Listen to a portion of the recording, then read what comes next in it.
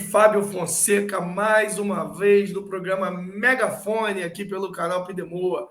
E hoje a gente vai ter uma entrevista diferente, uma entrevista que vai doer na gente. Mentira, não vai doer. Vai ajudar a curar a dor. A gente vai falar com o doutor Irimar de Paula Poço. Doutor Irimar, o senhor já está aparecendo para todo o Brasil. Dá um oi para o pessoal aí que está seguindo nosso programa. Oi, pessoal. Vamos então falar um pouquinho sobre dor. Não sobre causar dor, mas para tratar a dor, né? Ver se a gente consegue diminuir a dor. Eu sempre digo que a gente consegue diminuir algumas dores, mas tem outras que a gente não consegue, né? Dor de bolso a gente não está conseguindo ainda. E dor de cotovelo também não. Tá difícil, o mundo não tá fácil para ninguém, doutor Irimar. Tá fácil não. Doutor Irimar, vamos conhecer um pouquinho o senhor. Queria que o senhor falasse aí das suas atribuições. O senhor é anestesista, anestesiologista, como é que fala isso? Fala um Enrolou a pouquinho quem é língua o aí. senhor para a gente. Eu sou médico anestesista ou anestesiologista, né? O nome mais habitual é anestesista. A minha formação é como anestesista e o anestesista sempre está tratando a dor, né? Evitando que o paciente sinta dor. E a gente, como anestesista, estando acostumado a tratar a dor dos pacientes, e nós acabamos então fazendo uma área de atuação em dor. Não existe a especialidade de tratamento de dor na medicina. Não existe que médicos todos devem saber tratar a dor, alguns, dependendo da especialidade, mais, né? Mais em relação à dor. A anestesia é uma especialidade em que a gente está muito envolvido com o tratamento da dor. Tem outras especialidades que também tratam a dor de modo muito intenso. Por exemplo, o ortopedista trata a dor das contusões, das fraturas, né? O neurologista, o neurocirurgião, o neurologista e o neurocirurgião, as dores neurológicas, cefaleias, etc. Mas não existe o especialista em tratamento da dor. Então, a sociedade médica, né, brasileira, né, ela criou área de atuação em dor. Então, eu sou anestesista e tenho área de atuação em dor, ou seja, eu tenho uma formação para tratar a dor. Isto é um título que foi otorgado pela Associação Médica Brasileira, tá certo? Então, são algumas especialidades que têm essa área de atuação em dor. Bacana. O doutor Irimar está aqui representando a SBED, não sei se é assim se fala, que é a Sociedade Brasileira para Estudos da Dor. Como surgiu essa associação médica? A Sociedade Brasileira para o Estudo da Dor é o capítulo brasileiro, né, da Associação Internacional para o Tratamento da Dor, que é a IASP, International Association of Control of Pain. Né? Então, é o braço brasileiro dessa sociedade. Essa sociedade tem braços em todos os países do mundo, né? Uns com mais atividade, outros menos atividade.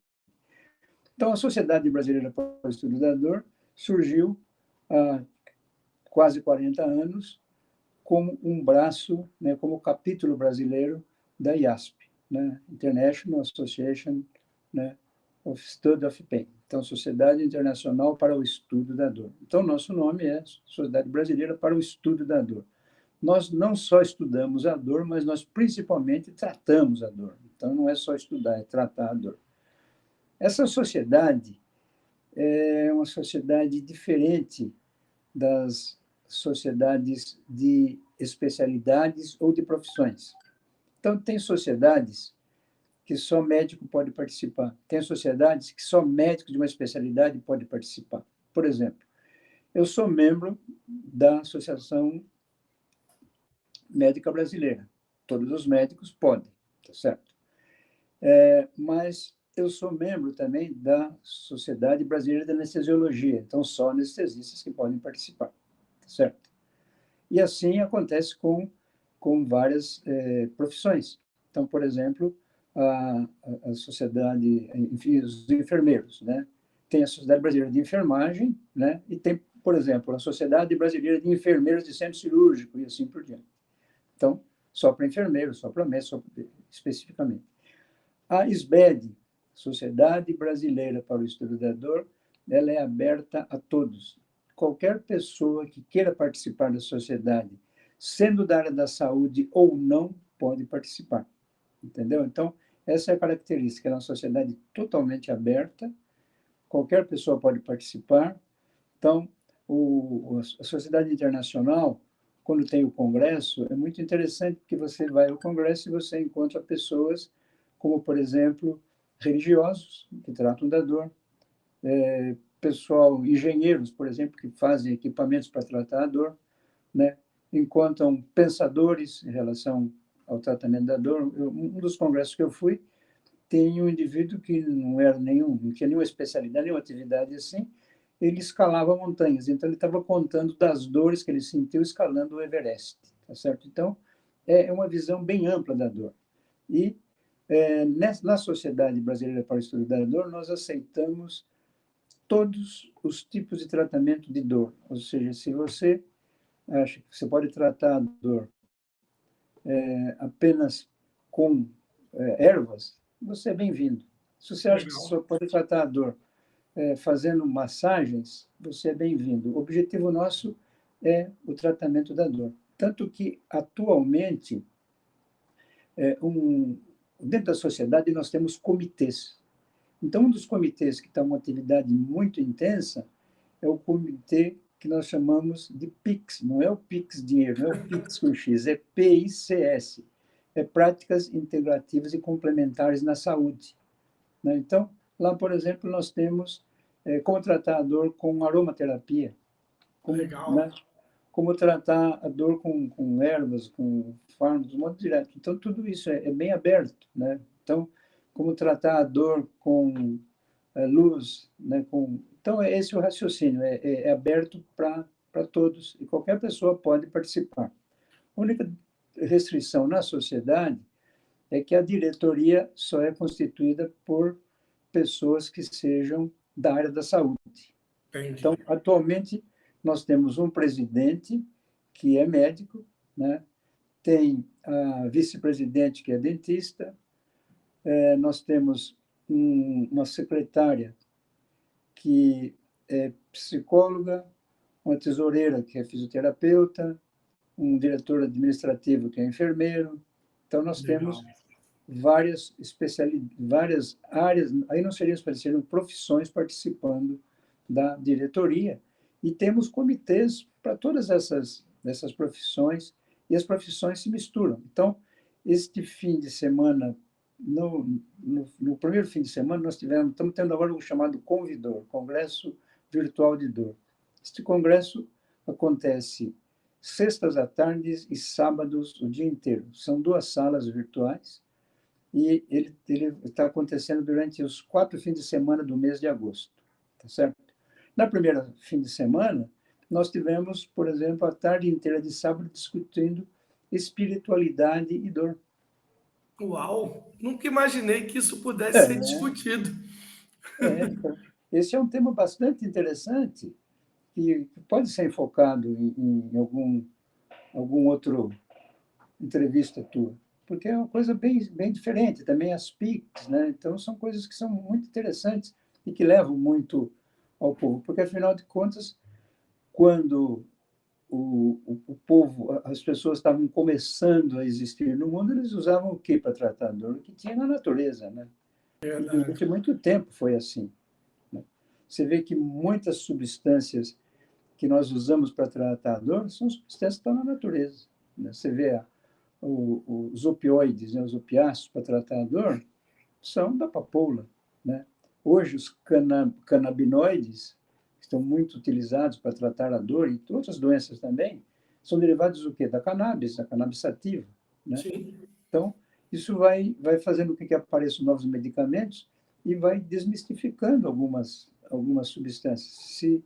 Se a maconha, sei lá, 20, 30 anos, era apenas uma droga de rua, uma droga de viciados, hoje ela é muito utilizada para o tratamento da dor. né? Esse fim de semana, nós vamos ter, no último fim de semana, nós vamos ter uma mesa redonda sobre, mesa redonda não, uma tarde, acho que uma manhã toda, no sábado, para falar sobre o uso dos canabinoides, né, nas doenças, como é que se utiliza tudo isso. E é legal, não é ilegal, é tratamento legal da dor. Então, você vê que o nosso leque é muito amplo, muito amplo. Nosso país está evoluindo nesse sentido de usar os canabinoides aí para poder, assim, porque a gente vai acompanhando um pouco de noticiário, mas tem muito sensacionalismo envolvido, política, em termos mesmo medicinais. A gente já pode comprovar aí por diversas matérias que eu já andei lendo que os benefícios, mas a gente ainda agarra em política. Como vocês conseguem ajudar a política a entender que a gente precisa desse medicamento? O problema do uso do canabinoide no tratamento da dor é algo que começou há 30 anos ou mais, e quando se descobriu que essas substâncias tinham uma atividade não só no tratamento de dor, mas no tratamento de algumas doenças, né? Só que havia uma resistência muito grande, porque essas substâncias são, obviamente, né, usados pelo, pelo pessoal que faz uso de drogas de rua, né? A maconha é uma das portas de entrada nas drogas mais pesadas, né? Então, havia uma resistência muito grande em relação a isso. E eu me lembro que há 20 anos atrás nós estávamos discutindo o tratamento de dor, né? E um colega estava dizendo que ele foi procurado por um paciente que estava com dor, etc. Ele falou: olha, acho que a sua solução seria você usar cannabis, né? Mas não tem cannabis, então tenta fumar maconha para ver se melhora. E você começou a fumar e melhorou, né? Ele tinha uma dor que realmente era importante, ele teve uma melhora com isso. Só que, obviamente, você estava usando uma, uma substância, não uma substância, mas um número grande de substâncias, né? Os, aí houve uma evolução, houve a possibilidade de extrair dentro dos canabinoides, né? Dentro quais são as drogas melhores, as preparadas melhores, né? E aí começou a busca para que isso fosse liberado para o tratamento.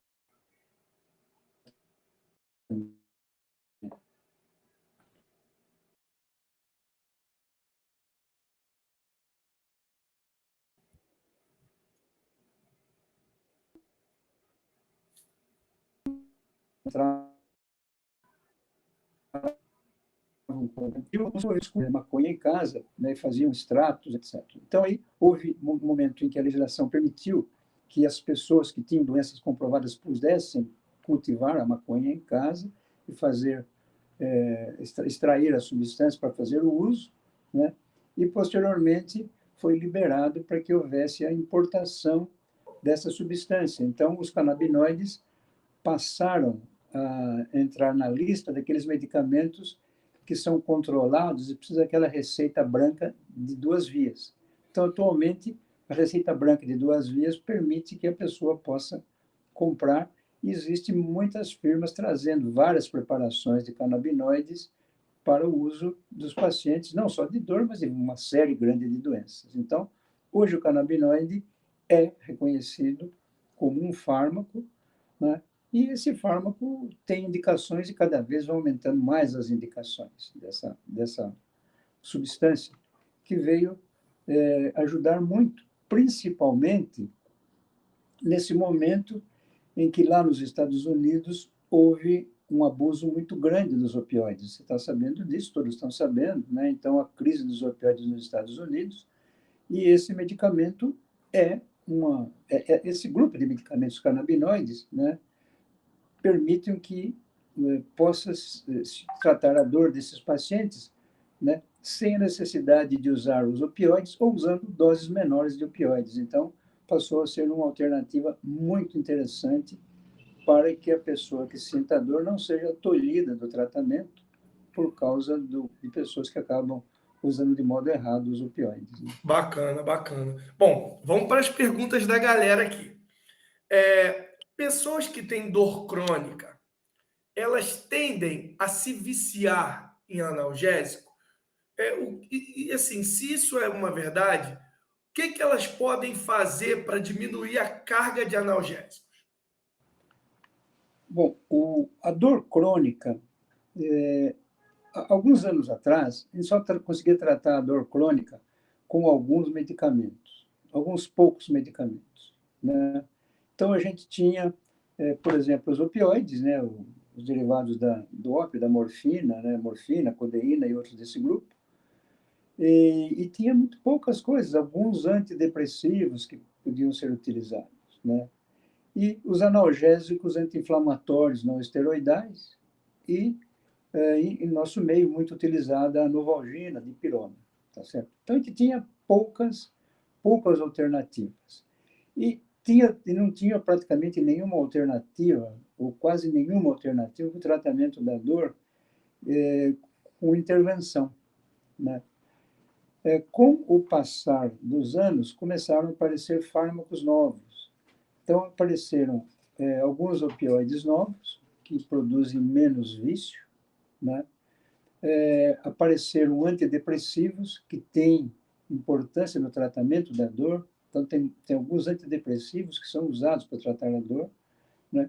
E apareceram alguns medicamentos que foram inicialmente usados como anticonvulsivantes, que também são úteis para o tratamento da dor, foram pensados como anticonvulsivantes e, na verdade, passaram a ser usados para o tratamento da dor. Então, por exemplo, você já deve ter ouvido falar da gabapentina ou da pregabalina, que são duas substâncias que são usadas para tratar alguns tipos específicos de dor crônica, né? Então, começou a aumentar esse leque. Aí apareceram os canabinoides, né? E outras substâncias que antigamente não eram usadas para tratar a dor crônica, como, por exemplo, anestésico local, a xilocaína, que você já deve ter ouvido falar, a lidocaína, ela tem indicação para o tratamento de dor crônica com infusão. Então, o nosso leque medicamentoso aumentou muito. Paralelamente a isso, apareceram profissões que existiam pouco no Brasil. Então, por exemplo, os fisioterapeutas, né? Os fisioterapeutas não existia fisioterapeuta como uma profissão muito evidente há 50 anos atrás. Elas foram aparecendo e os fisioterapeutas passaram a ter enfoque no tratamento da dor. Os enfermeiros, que sempre trataram a dor, também passaram a se especializar para tratar a dor. E aí foi reconhecido, por exemplo, a importância da acupuntura no tratamento da dor. E apareceram técnicas que os psicólogos passaram a dominar para tratar a dor. Então, não só aumentaram o uso de fármacos, mas começaram a aparecer outras técnicas. E, há 20 anos, começaram os procedimentos minimamente invasivos, né? Então, hoje a gente consegue tratar a dor crônica de um modo mais amplo. Então, o que se recomenda hoje no tratamento da dor crônica é que ela não seja tratada por um especialista, mas sim por um grupo de especialistas, que envolve várias especialidades médicas, envolve o enfermeiro, envolve o psicólogo, fisioterapeuta, terapeuta ocupacional e assim por diante, né? Então, esse grupo todo para tratar a dor e evitar que o paciente fique dependente de um fármaco, porque ele acaba sendo viciado se ele começar a tomar um fármaco só para tratar a dor. A gente sempre diz que é mais fácil você tratar a dor com com um tiro de vários chumbinhos do que um tiro de canhão, né? Então, Eu já fui né? muito viciado na Novalgina na minha época de enxaqueca. Aí eu tive diagnóstico que era problema na vista, depois tive que era ansiedade, vários diagnósticos. Agora melhorei, agora estou ficando mais velho, está doendo mesmo, é coluna e é o Dorflex. Mas isso que você falou é um fato, porque a pessoa fala, eu estou viciado, né, em medicamento, e a pessoa fica dependente daquele medicamento, né? Não é que a gente não diz que isso é um vício, né? Isso não seria um vício, porque você pode deixar de tomar, né? Entendi. Os medicamentos que viciam são aquele medicamento que você não usar, você começa a ter o que nós chamamos de síndrome de abstinência. Você começa a passar mal, tudo isso. A dependência, por exemplo, a Novalgina, né, é uma dependência suave, né, não chega a ser um vício. Então, por exemplo, quando tenho, em casa eu tenho Novalgina, né, na minha mochila, quando eu vou trabalhar, eu tenho Novalgina, quando eu vou viajar, eu tenho Novalgina, tá certo? Por quê? Eu sei que é um medicamento bom, um medicamento eficaz, um medicamento que não tem grandes efeitos colaterais, né? E eu uso quando tem dor, né? Às vezes estou com dor, eu uso Novalgina. Então, nem por isso eu estou viciado, né? Eu Só posso teve viver muito alguma bem com sem dor ela, né? crônica? Porque me Né? surpreende. A pessoa assim, eu vou estudar a dor. Normalmente eu imagino, essa pessoa deve ter sofrido com alguma dor crônica e foi buscar. Não, veja, tem alguns que foram realmente tratar a dor por causa de dor crônica, né? Ou seja, a Sociedade Internacional para o Estudo da Dor começou basicamente com um médico que a esposa tinha dor, ele começou a estudar a dor e aí ele começou a ampliar isso. Ele era um americano de origem italiana, né? O Bonica, alguns falam Bonica, mas era Bonica, e ele é, começou a tratar os veteranos de guerra que voltavam da guerra da Coreia, dessas guerras aí, com problemas de dor, né? E aí criou a sociedade e ele teve essa visão que o tratamento da dor não pode ser feito por uma profissão, uma especialidade. Então ele abriu esse leque que foi muito interessante, porque a gente começou a ter várias perspectivas no tratamento, né, da dor, né? E o que você falou, a pessoa fica viciada, fica, né? Tem medicamentos que viciam mesmo. Então, por exemplo, os opioides, se você começar a usar repetidamente, você vai ficar viciado no opioide. Então, é um medicamento que tem que ser usado para o tratamento da dor de modo muito criterioso, com uma prescrição muito correta, tá certo? Então, por exemplo, se eu prescrever um opioide para você tratar a sua dor, eu fico meio dependente de você e você é dependente de mim, porque eu quero saber o que você está usando, por que você está usando, eu não quero você viciado, dependente. Eu quero você usando o medicamento enquanto tiver necessidade, né? E, por outro lado, você fica dependente de mim porque você tem que dar satisfação para mim. Você tem que falar, estou melhor, não estou melhor, tudo isso. Então, havendo essa relação, a possibilidade do indivíduo ficar viciado, ficar dependente é muito menor. Agora, se eu prescrever para você um medicamento e não me interessar em saber como é que você está usando, e você também não se reportar a mim, aí a possibilidade de você ficar dependente é grande. São medicamentos que produzem dependência, né? Agora, por exemplo, os canabinoides que nós usamos para tratar os pacientes, eles não causam dependência, né? Dependência no sentido do que ficar assim, pode ser uma dependência psíquica, que era que você Entendi. tinha com a Novalgina, né? Mas não é aquela dependência física que os opioides causam, né? E tem medicamentos que as pessoas acham que não causam dependência, mas causam. Por exemplo, os benzodiazepínicos, né?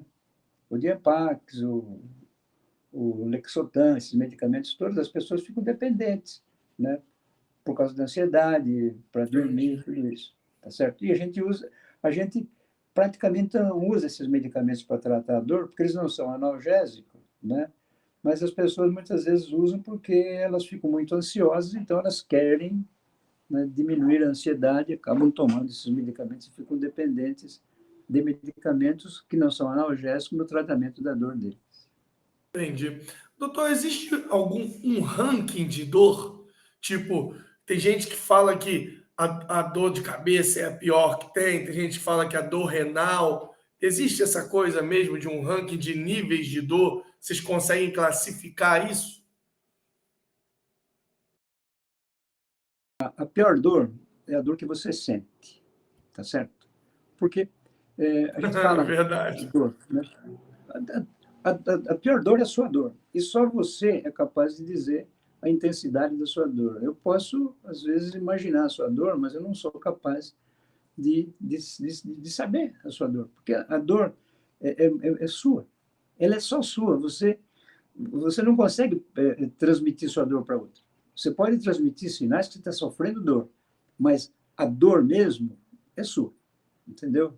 A gente fala que a dor é uma das mais íntimas experiências do ser humano e é dele. Ele não tem como fazer o outro sentir a dor dele, né? Você É pode porque a imaginar, gente, mas você não pode sentir, né? a gente ouve umas lendas tipo, mulher é mais resistente à dor que homem. Isso tem algum Então, fundo de verdade? então vamos lá. E a gente classifica a dor em dor aguda e dor crônica, né? A dor aguda é aquela dor que tem no início, ele pode ser súbito, né?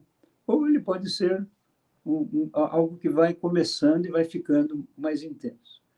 E nós dizemos que a dor considerada dor aguda quando ela tem a duração de 3 meses, até 3 meses. Se passar 3 meses, ela já se torna uma dor crônica, tá certo?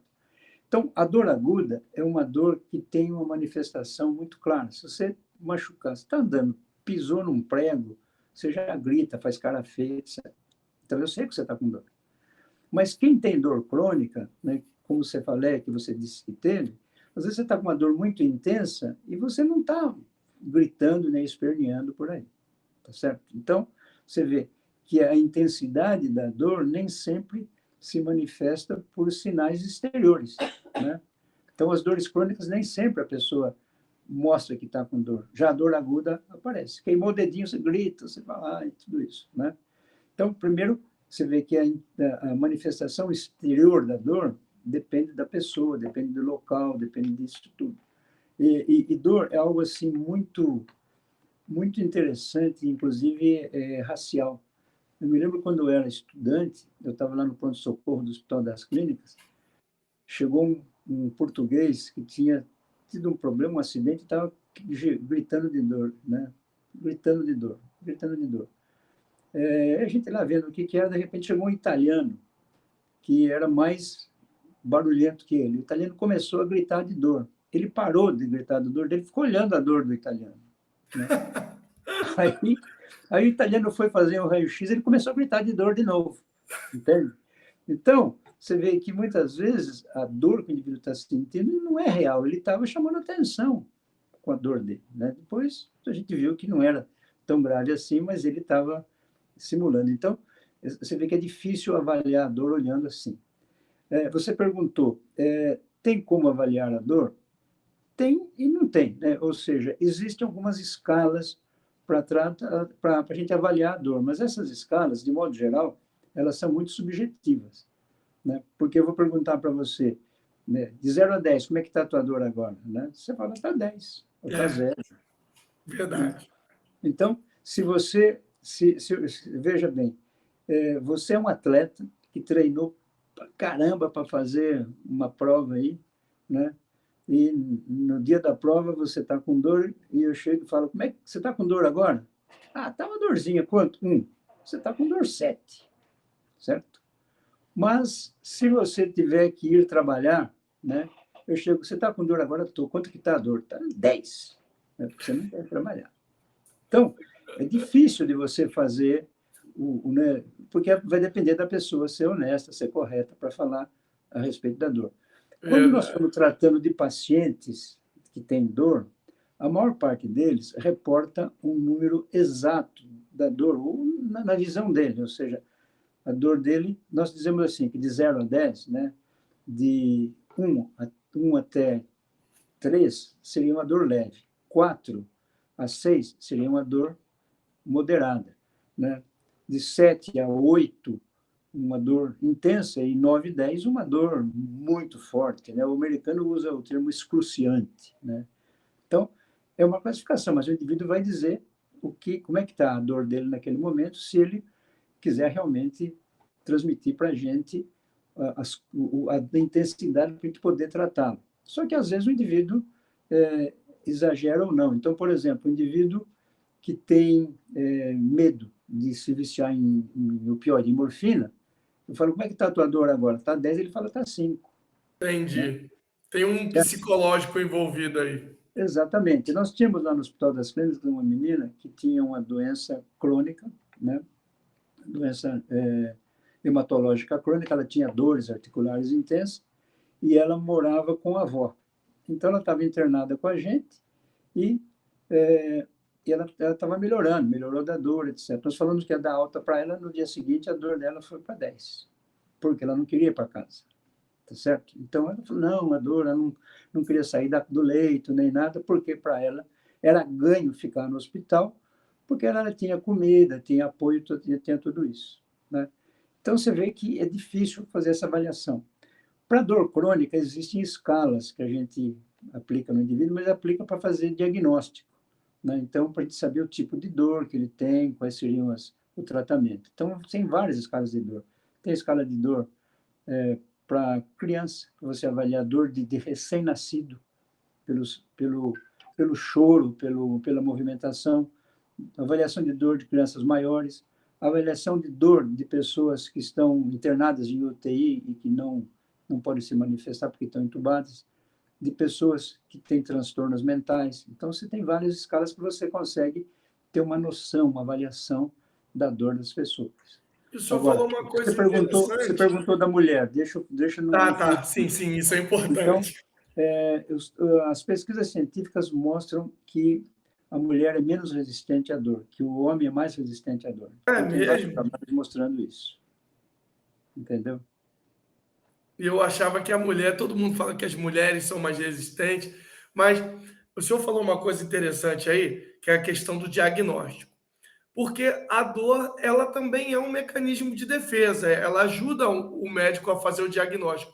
Se a gente também conseguir se libertar totalmente da dor, porque existe até uma doença, não sei se é uma síndrome, que a pessoa não sente dor e acaba que ela se queima muito, ela se quebra muito, porque ela não sabe os limites. O que o senhor fala disso? Então, são dois assuntos diferentes.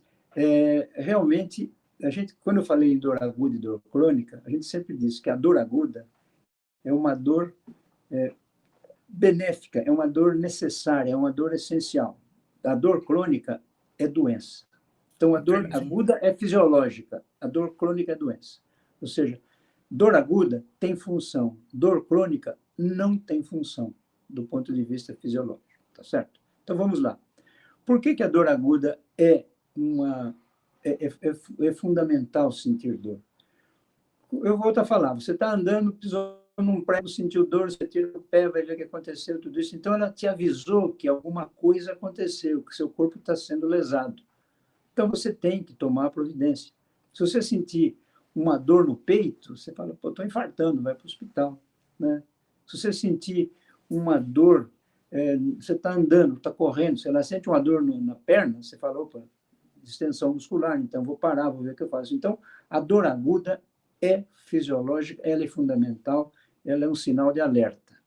Só que, assim que você usar esse alerta da dor, você tem que tratar a dor. Ou seja, a dor aguda não tem que ser cultivada, ela não tem que ser mantida, ela tem que ser tratada, né? Então, por exemplo, eu estava correndo, senti dor na perna, parei de correr, vou fazer fisioterapia, vou tomar analgésico, vou fazer repouso, porque eu não quero que ela cronifique, não é isso? Então, ela tem a função de alerta. Alertou, vamos tratar para ela não cronificar, porque a dor crônica pode cronificar, tá certo? A dor aguda pode cronificar. Tem algumas dores agudas que não vão cronificar, se tratadas, tem algumas dores agudas que vão cronificar. Então, por exemplo, se eu cortar o teu braço, a chance de você ter uma dor crônica, uma dor neuropática crônica, é muito, muito alta. Por quê? Porque você fez uma lesão do nervo. Agora, se você cortar o seu dedinho, né, a chance dela cronificar é quase nenhuma. Né? Entendi. Pode, mas é quase nenhuma. Então, cada dor tem essa característica. Já a dor crônica é doença. A dor crônica é doença por quê? Porque por dois motivos. Um, se você tiver uma dor crônica articular, por exemplo, você não vai poder andar, você vai poder fazer uma série de coisas. Então, tem reumatismo, tem aquelas dores crônicas. Então, é uma doença, né, que causou a dor crônica e essa doença acaba impossibilitando o indivíduo para uma série de coisas.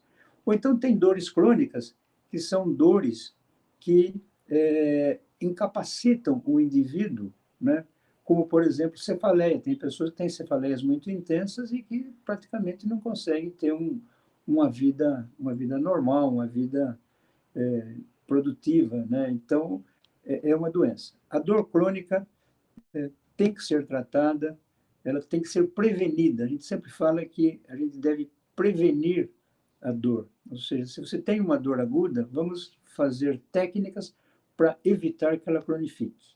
Agora, depois que ela cronificou, é difícil tratar. Dor aguda não é difícil de tratar. Dor crônica é muito difícil de tratar, né?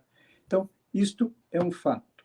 Voltando ao que você falou, a dor é fundamental. Então, tem algumas pessoas que nascem com uma alteração genética que eles não sentem dor.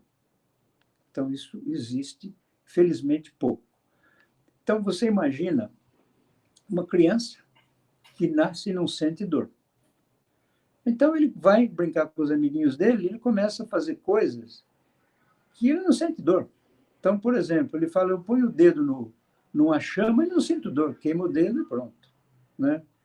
Ele sofre uma fratura e não sente dor. Então, conclusão, ele acaba ficando deformado, porque você quando quebra um braço, você vai enfaixar, vai engessar, porque você sente dor, né? Quando você para de sentir dor, é porque já cicatrizou. Esse indivíduo, não. Então, essas pessoas têm esse problema de ficar deformadas, tudo isso. E tem um problema sério, né? Se você tiver apendicite, como é que você vai sentir? Dor. Infarto, dor, né? Amidalite, dor, certo? As pessoas não têm, né? Eu lembro de um caso um caso que eu vi, que é uma família que ela não sente dor, e a menina começou a sentir alguma coisa estranha. Eu estou sentindo uma coisa estranha aqui, que não é o que estou acostumado, né? E foi ao médico, né? Aí, porque não adianta você palpar, não vai sentir dor, né? Então, falou, ele foi conversando, ele concluiu que ela estava com apendicite, né? E ela estava com apendicite mesmo. Ela não sentiu dor, ela sentiu alguma coisa diferente do habitual. Né? Então, essas pessoas têm uma vida curta, né? Porque a dor serve para avisar a gente, né? Se você falar, você sentiu dor hoje? Você fala, talvez hoje não, mas ontem você sentiu uma dorzinha, né? Essas dorzinhas ajudam você a pensar um pouco como é que você vai fazer, o que você vai evitar para não ter aquele tipo de dor, né? E quando a dor é mais intensa, você vai procurar saber o que causou a dor e vai se tratar. Essas pessoas, infelizmente, não acontece isso com elas, né? Então, sentir dor é importante. Sentir dor desnecessariamente não é racional, né? Legal, bacana. Doutor, nós já Você sabe estouramos o lema da medicina, né? Sedare dolor in opus divinum est. Ou seja, sedar a dor é um dom de Deus. Agora, persistir na dor é burrice, né? Então... Verdade. Bom, nós já estouramos bastante tempo aqui, mas o papo tá bom. E aí a gente tem que cumprir uma rotina aqui do canal. Agora é para conhecer um pouco do convidado, né? Todo convidado que vem aqui tem que passar por essas dois quadros que a gente tem aqui. Um a gente chama de curtinhas, que é a mesma coisa daquele bate-bola igual da Marília Gabriela. Então agora nós vamos conhecer um pouquinho do senhor que nos trouxe aí tanta informação sobre a dor. Time do coração. Corinthians. Vai, Corinthians. Vai, Caminho devagar, mas vai, Corinthians. Não, muito mais ou menos. Comida que o senhor gosta? Comida que eu gosto? Isso. Olha, são poucas comidas que eu não gosto, né? Então eu gosto de carnes, peixes. Por exemplo, eu gosto de gelozinho frito. Opa, bom. Com uma cachaçinha vai bem, né? A próxima pergunta é essa. Bebida. Qual é a bebida predileta? Eu tenho uma intolerância a glúten, né? Começou aí quando eu tinha 50 anos de idade. Eu estou com 80, então começou há uns 30 anos atrás, né? E aí a cerveja eu não posso tomar, né? Porque a cerveja é na base de cevada. Sim. Então, eu sentei a cevada, né? Aveia, então eu não posso. Então, eu passei a tomar mais vinho, né? Então, a minha bebida preferida é vinho, né? E, de vez em quando, aí uma cachaçinha, uma caipirinha vai muito bem, obrigado. Vai bem. Música. Música, olha, com 80 anos, cara, as minhas músicas são dos anos 60, 70, 80, né? Aquelas músicas da, da época da Jovem Guarda, entendeu? Essa semana passada eu estava vendo o festival da Record, em 1967, que era o ano que eu estava formando na faculdade, lembrando as músicas daqueles cantores daquela época, muito bons. Muitos deles vivos ainda aí. Meu pai gosta muito do Ed Lincoln, dessa época aí. Sim, eu gosto também de country música, né? Música Ah, country. legal. Já tive lá visitando lá né, os cantores de música country, então eu acho muito bom, isso é muito gostoso. O livro. Um livro, um livro é difícil dizer. Se você falar o livro, eu falo a Bíblia. Agora, um livro tem vários livros que O você livro, lê. não, a Bíblia. Tá dentro. A Bíblia é um Gostei. livro. Um filme. Um filme, putz, aí já é bem complicado, porque antigamente você tinha assim, aquele filme, agora tem tanto filme bom, né? Pô, sei lá, é difícil dizer. Eu gosto muito de filmes. Veja, eu nasci durante a Segunda Grande Guerra, cresci vendo no cinema, claro, não tinha televisão naquela época, filmes de guerra. Então, eu gosto muito dos filmes de guerra, mas os filmes de guerra da época da Segunda Guerra, esses filmes Entendi. assim, desse tipo, filmes O de guerra. gênero filme de guerra, eu gosto muito Filme de também. guerra. Bom, estamos terminando, hein? Um lugar. Um lugar, você fala um lugar genérico? É um lugar que você É. gosta de ir. Pode ser um país, uma cidade, ou até sua casa. Bom, um lugar, vamos a 3 lugares. A minha casa, eu gosto muito. A Espanha, que a minha mulher é espanhola e meus avós também eram espanhóis, né? Então, a Espanha de modo geral, e uma cidade eu gosto muito de Nova York. Oh, bacana. E para finalizar, o ídolo. Um ídolo Isso. é difícil, é difícil você hoje falar em um ídolo, né?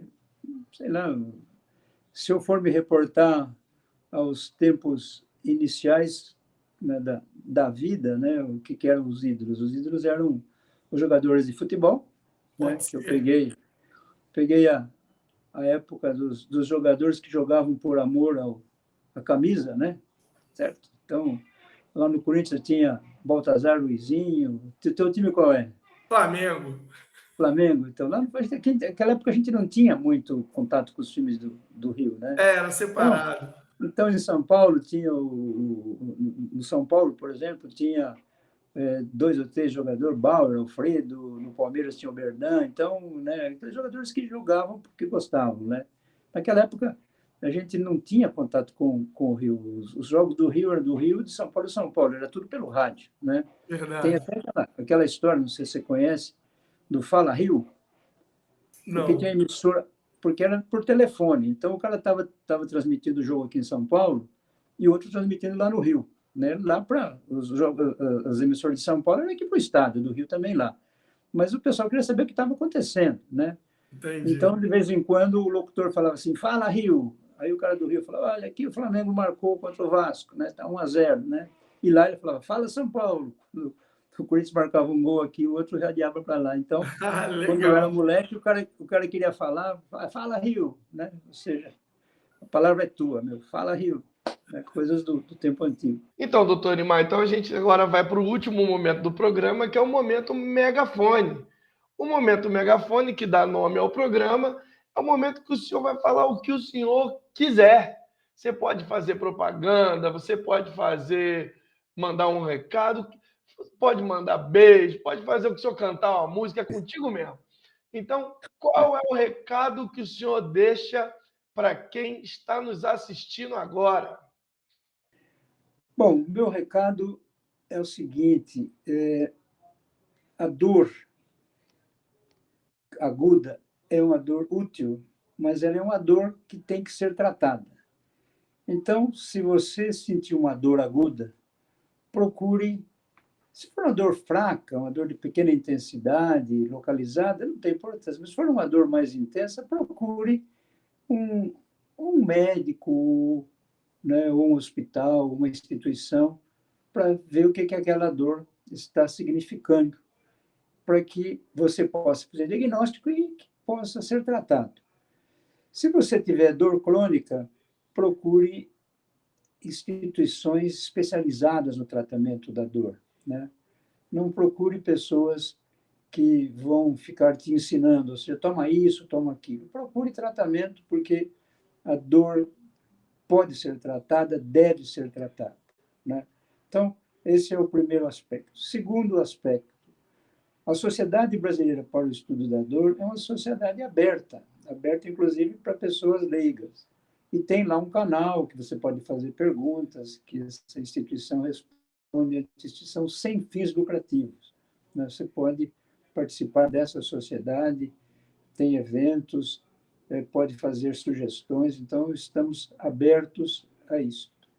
E, finalmente, vamos ver se a gente consegue fazer o que a gente pretende, né? Um Brasil sem dor. Brasil sem dor é impossível, mas um Brasil com menos dor é o que se pretende, né? Talvez a gente consiga melhorar mais ainda, porque desde que eu comecei a fazer medicina, eu vi que é uma evolução muito grande, não só no conhecimento dos mecanismos da dor, conhecimento dos mecanismos dos medicamentos e no tratamento da dor, mas nós ainda estamos engatinhando em relação a isso. Então, vamos procurar fazer com que nós tenhamos um Brasil sem dor. A gente tinha uma proposta lá na sociedade, mas com o aparecimento aí da pandemia, tudo parou. Vamos ver se agora, acabando a pandemia, acabando esse período eleitoral, a gente consegue fazer alguns programas para que o brasileiro sinta menos dor.